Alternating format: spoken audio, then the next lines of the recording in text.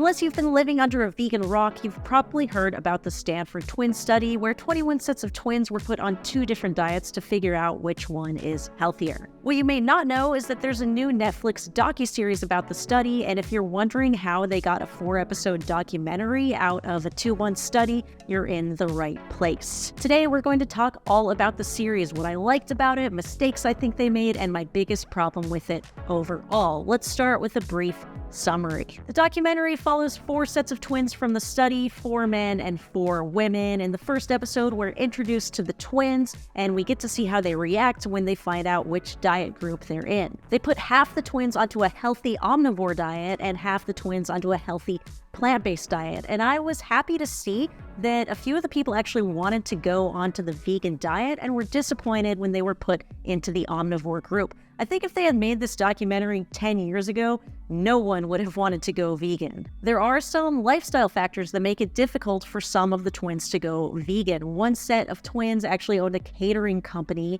and they served a lot of meat and dairy products, so the vegan twin was unable to taste the food that she was making. It was cool to see her navigate that aspect of the study. Another set of twins actually called themselves the cheese guys because they loved cheese so much. Neither of them could imagine going 8 weeks without eating cheese. Speaking of cheese, Miyoko Shinner was actually in this docuseries, and it was really cool to see her in it. She talked about the first time that she tried dairy cheese when she was 8 years old. She had been living in Japan, where dairy was very uncommon, moved to the US, and she said that her first bite of pizza, she felt like she was finally an American, and that instilled a love of cheese within her that she has used to bring delicious plant-based cheese to the market. I personally think that Miyoko's is the best vegan cheese you can buy in grocery stores. At the beginning of the study, all the twins are subjected to various measurements, DEXA scans, VO2 max testing. They test their biological age to see if the diet will affect that, and they're also put onto an exercise program designed by Nimai Delgado. Episode 2 is where we get into the vegan propaganda, and I do say that with love, where the docuseries is focused less on the study and the twins and more about the harms of animal agriculture in general. If you've seen vegan documentaries like Cowspiracy, What the Health, or The Smell of Money, then you're probably familiar with most of what's covered in this episode. There's a section on deforestation, environmental racism with the hog farms in North Carolina, reversing diabetes, and more. While I personally found this episode a little bit boring just because I know most of this stuff, I'm really glad they put this information in there. This was the 3rd most popular show on Netflix when I checked last night, and I'm so happy that more people are getting exposed to this information. The more people we can educate about animal agriculture, the better. Episode 3 continues with the propaganda with an exploration of chicken farming in the United States. They explain the vertically integrated chicken farming system where the corporation essentially owns everything except for the farmer's land and their shed. They also talk about how consumers can't trust the labels in the grocery store and how free range doesn't mean what you would think. It also covers food deserts, veganism in the Black community, urban farming in Detroit, and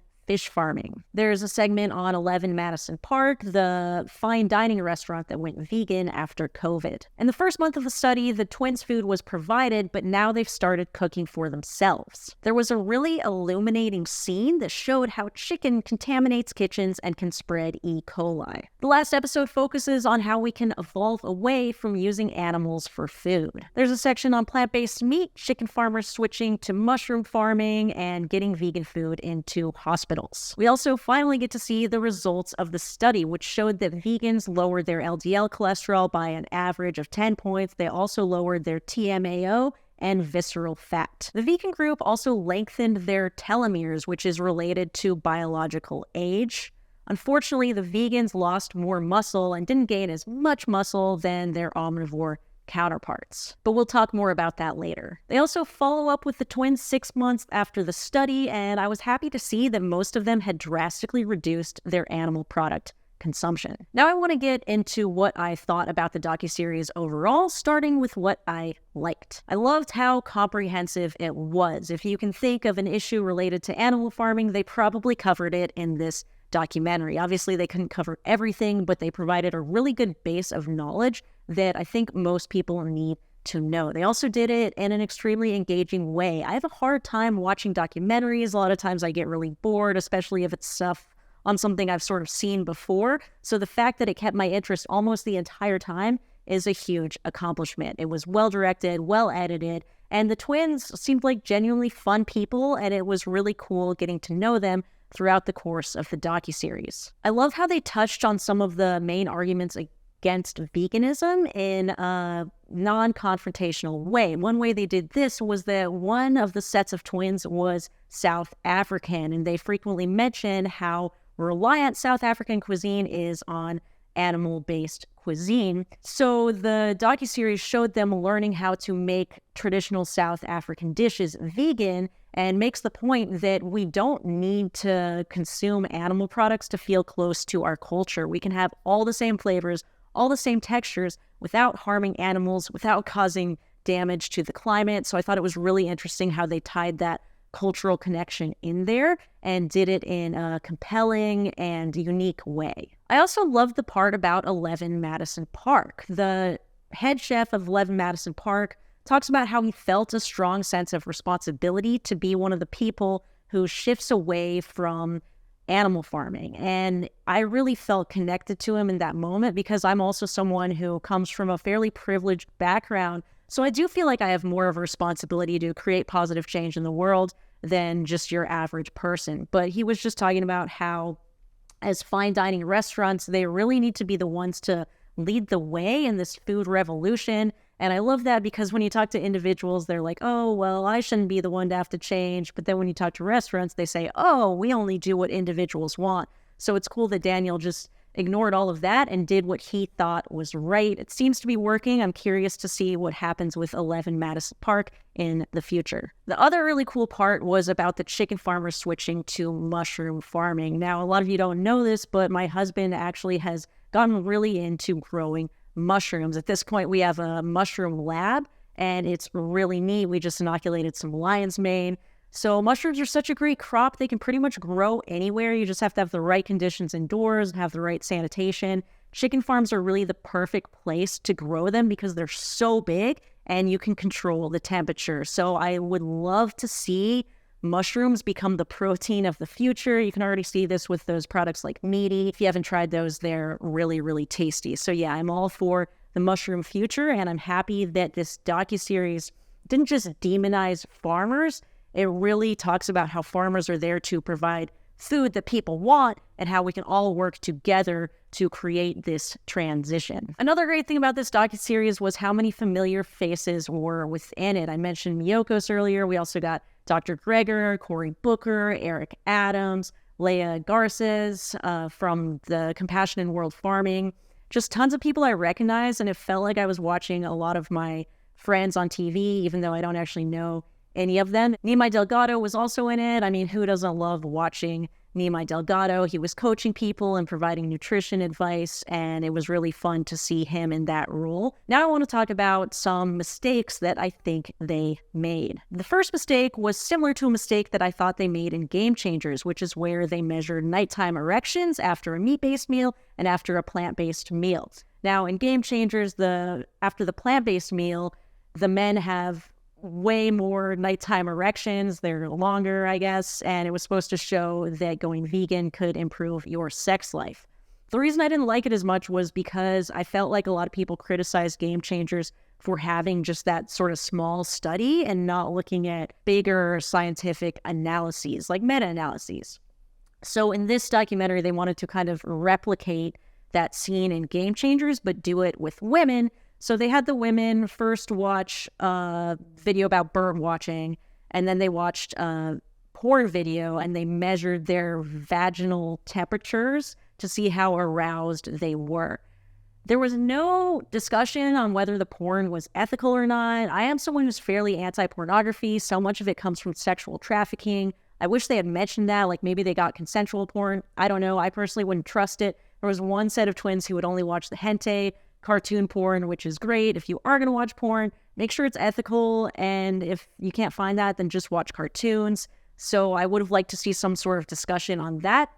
The other reason I didn't like this part was because once again, it's just kind of this small sample size and it hasn't been replicated. So the study as a whole, yes, it is only, 21 sets of twins, but it's corroborating scientific evidence that we already have. We already know that plant-based diets can lower LDL.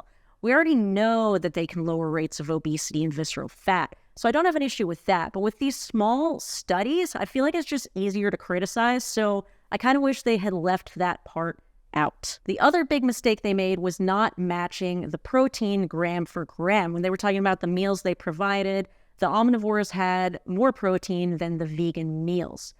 We've seen in studies when omnivores and vegans match their protein gram for gram, they have similar rates of muscle growth and when they're on similar workout protocols. Why didn't they do that in this? Because since the vegans lost muscle in the docuseries, I already saw some criticism about how you can't build muscle on a plant-based diet or how it's so much easier if you include animal products. And that's a narrative I would really appreciate if we worked against. Matching the protein seems like such an easy win to me, and I wish that they had done that. They also didn't address the backlash against plant-based meat. There was a huge section about plant-based meat, about Impossible Foods and some other companies, but I felt like they're kind of ignoring the bigger cultural picture, which is that the meat industry has convinced consumers that plant-based meat is ultra-processed garbage that no one should be eating. Why didn't they talk about that? I heard a Beyond Meat representative a while ago talking about how Beyond Meat had about the same processing level as pasta. They could have mentioned something like that. They could have shown some of the studies that we have that show that plant-based meat can be healthier than the animal-based counterparts. It just felt like it was incomplete. This would have been another easy win to shift the tide about the way that people talk about plant-based meat currently. There was one point where they misrepresented some of the data. It was talking about climate change and emissions, and it showed that 31% of emissions come from agriculture, but they put a picture of a cow, so it kind of implied that that comes from animal agriculture. From my research, I found that that means agriculture as a whole, which also includes plant-based agriculture. I wish they had kind of separated that and said, this is what animal agriculture specifically causes, because that number is already high. I also couldn't find the sources that they used in this docuseries. Game Changers has that website and it has all the sources listed. I was unable to find that for You Are What You Eat. Maybe it's out there and I just couldn't find it, but I think that would be really useful to have. Another problem I have, and this is so frustrating because it happens all the time, anytime vegans don't address appeals to nature when they're spreading their message to non-vegans. Appeals to nature are by far the biggest counter-argument to veganism, and they're so easy to debunk. Just say, oh, just because we evolved eating some animal protein, that doesn't mean it's healthy for us. We don't have to do it anymore. Also, animals eat other animals, but they also do many things we don't consider moral. Like, why not just throw that in there? It seems like such an easy win. Now let's get to my biggest problem with this docuseries overall, and that is, yes, that it isn't quite vegan enough for me. There wasn't really a discussion about the moral implications of what's happening to animals. Yes, it showed some factory farm footage, but it didn't really talk about any of the individuals who are suffering within this system. I assume they did this to appeal to more people, and once again, that's a tactic that I disagree with. I don't think we should be promoting the reducitarian agenda. Let's say we have someone and they decide that they're going to reduce their animal product consumption by 90%. That's great. Obviously, it's better than doing nothing, but they're still harming individuals on a weekly basis, individuals that have no need to be harmed. On the end of every animal product is a victim who has suffered, and I wish that this docuseries had portrayed that a little bit. And we can also see this with the follow-up. None of the twins, as far as I know, maybe in the bigger study, but none of them in the docuseries actually went vegan. Yes, pretty much all of them reduced their animal product consumption, but I would have liked to see a bigger push toward ethical veganism as opposed to just this, oh, plant-based diets are better for the environment or better for your health and whatnot. Because at the end of the day, I would rather take one vegan over 10 reducitarians, because the vegans are the ones who are going to make social change, who are going to dedicate their lives and their careers to animal liberation, and who are going to have a greater effect on those around them. Reducitarians typically go to a restaurant and eat dead animals with their friends, and we don't really see much social change from there. Also, when you're not presenting a case for ethical veganism, then why would people go vegan? I mean, everyone wants to hear that they can just reduce and basically be as healthy and it's just as good. So there's not really an incentive, whereas when you advocate for veganism, you give people the option of going vegan. They can also reduce. You're not taking reduction off the table. You're just creating the other option of going vegan. So that was my biggest critique of this docuseries. It wasn't quite vegan enough for me. Overall, I thought it was really great. I think that you should definitely go watch it, show it to your friends, go give it 2 thumbs up on Netflix so it spreads far and wide. Because like I said, we want more people to see this, to expose some of the horrors of animal farming and show that it's possible to change. If you enjoyed this, hit that like button. Let me know what you thought of the docuseries below. If you want to support my work, please join my Patreon. Special thanks to my morally superior patrons, and I'll see you next video.